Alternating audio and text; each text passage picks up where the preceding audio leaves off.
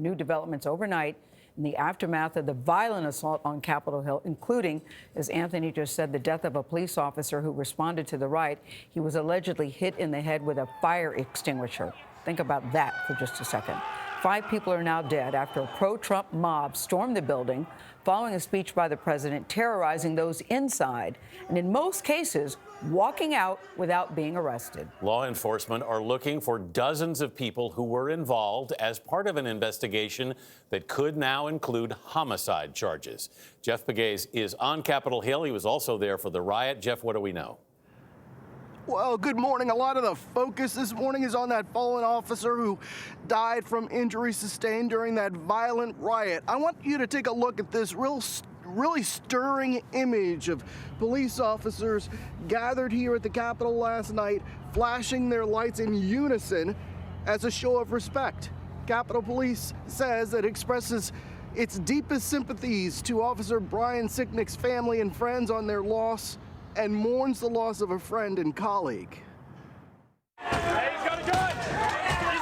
The violent domestic terrorism seen on Capitol Hill on Wednesday killed Capitol Police Officer Brian Sicknick, a 12-year veteran who most recently served in the department's first responder unit. In a statement, Capitol Police said Officer Sicknick collapsed after a confrontation with violent rioters, and his death is being investigated as a possible homicide.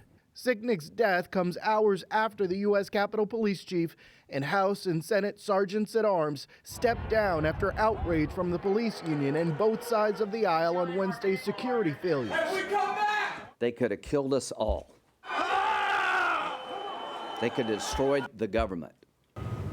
The Justice Department is investigating stolen electronic items and documents possibly containing sensitive national security information. Thousands of National Guard troops deployed into Washington overnight to help secure the city. CBS News has learned that some of the rioters involved in Wednesday's attack have remained in the area, and new intelligence shows that they may be planning more attacks in the city and on federal buildings. A full manhunt is on as the FBI and D.C. police search airports and hotels for rioters who ransacked the Capitol. The FBI released this photo of a person believed to be responsible for the pipe bombs found in D.C. on Wednesday, offering a $50,000 reward for any information. More than 50 people have already been charged with crimes related to the violence, including those with a semi-automatic weapon and 11 Molotov cocktails. There are also warning signs on social media that Inauguration Day may be their next target.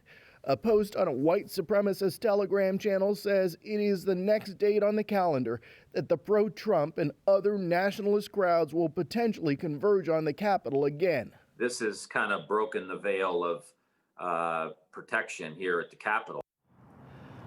Despite the hovering threats over the inauguration, the inaugural committee is moving ahead with the planning. The Secret Service tells us that they are moving ahead with their security planning for the event, which is in just 12 days. Meanwhile, as far as the investigation into what happened here on Wednesday, the FBI says it has gotten about 4,000 tips so far. Tony. Planning and preparation always helps. That's why we would have liked to have seen it more on January 6th. Jeff, thank you very much.